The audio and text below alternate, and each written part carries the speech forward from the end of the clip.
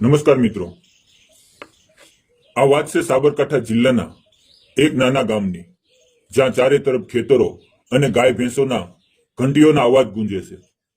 ગામનું નામ હતું વડગામ. અહીંયા રહેતી હતી રાધાબેન, એક 32 વર્ષની વિધવા. તેના પતિ અમિતભાઈનું 1 વર્ષ પહેલા એક્સિડન્ટમાં અવસાન થયું હતું.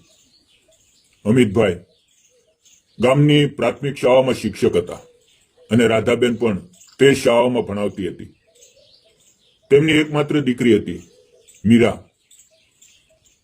મીરા ત્યારે માત્ર 7 વર્ષની હતી. અમિતભાઈના ગયા પછી રાધાબેનનું જીવન એકદમ બદલાઈ ગયું. ગામના લોકોની વાતો શરૂ થઈ.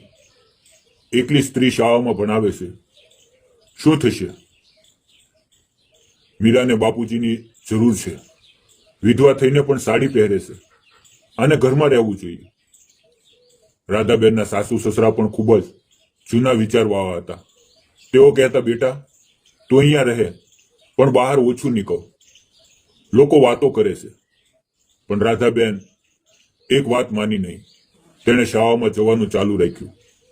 દરરોજ સવારે મીરાને તૈયાર કરી બંને શાળાએ જતા. શાળામાં તે બાળકોને ભણાવતી, તેમની સાથે હસતી, પણ ઘરે આવીને રડતી. મીરા પૂછતી, માં પપ્પા ક્યારે આવશે? રાધાબેન માત્ર હસીને કહેતી, પપ્પા તારા દિલમાં છે બેટા. મિત્રો, ગામમાં એક બીજો શિક્ષક હતો, કમલેશભાઈ. તે પણ 35 વર્ષનો, અવિવાહિત, શાંત અને સરળ માણસ. તે પણ તે જ શાળામાં ભણાવતો. અમિતભાઈના ગયા પછી તે રાધાબેનને મદદ કરતો.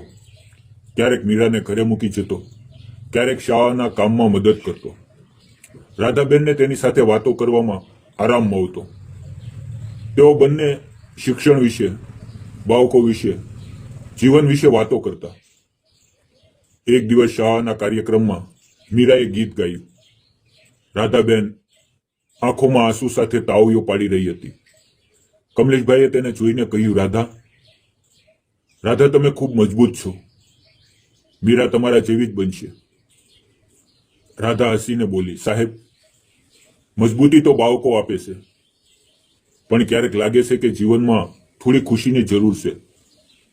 કમલેશભાઈ ચૂપ રહ્યા. તેમને રાધા પ્રત્યે પહેલેથી જ આદર અને પ્યાર હતો, પણ તેઓ ડરતા હતા, ગામમાં શું વાત થશે. આમ સમય વીતતો ગયો.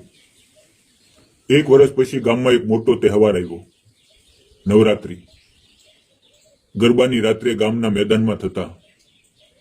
રાધા વર્ષોથી ગરબા નહોતી રમી, પણ આ વખતે મીરાએ આગ્રહ કર્યો, માં ચાલો ને, હું તમારી સાથે રમીશ.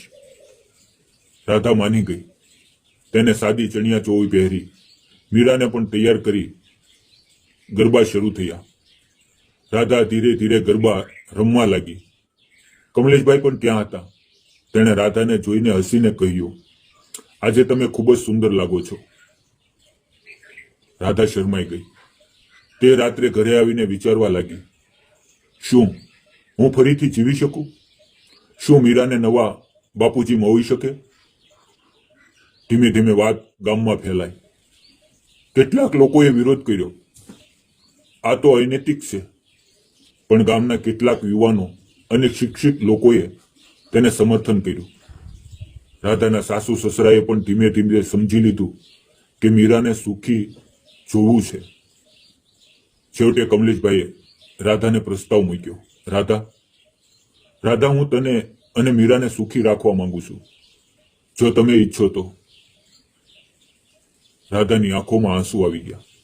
તેણે કહ્યું, કમલેશ હું ડરું છું, પણ મીરા માટે અને મારા માટે. હા. લગ્ન થયા, ખૂબ સાદા, પણ ગામના ઘણા લોકો આવ્યા. મીરાએ ખુશીથી કહ્યું, હવે મારે 2 પપ્પા છે, એક આકાશમાં, એક અહીંયા. આજે રાધા અને કમલેશ સાથે રહે છે.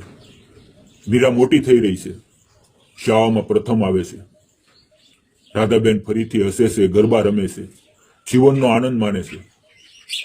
મિત્રો, આ વાર્તા દ્વારા બસ એટલું જ કહેવા માંગુ છું, વિધવા સ્ત્રીઓને પણ જીવન જીવવાનો, પ્યાર કરવાનો અને નવી શરૂઆત કરવાનો પૂરો અધિકાર છે. સમાજના જૂના રિવાજોને કારણે ઘણી સ્ત્રીઓ એકલી રહે છે, પણ જ્યારે પરિવાર અને ગામ સમર્થન આપે તો જીવન ફરીથી રંગીન બને છે. જો તમારી આસપાસ કોઈ એવી સ્ત્રી હોય તો તેને હિંમત આપો, તેને જીવવા દો, કારણ કે ખુશી કોઈ ઉંમર કે સ્થિતિને નથી જોતી. મિત્રો, વિડીયો પસંદ આવ્યો હોય તો વિડીયોને લાઈક કરજો, ચેનલને સબસ્ક્રાઇબ કરજો અને બેલ આઇકન દબાવી દેજો. ફરી મળશું એક નવી હૃદયસ્પર્શી વાર્તા સાથે. ત્યાં સુધી આવજો.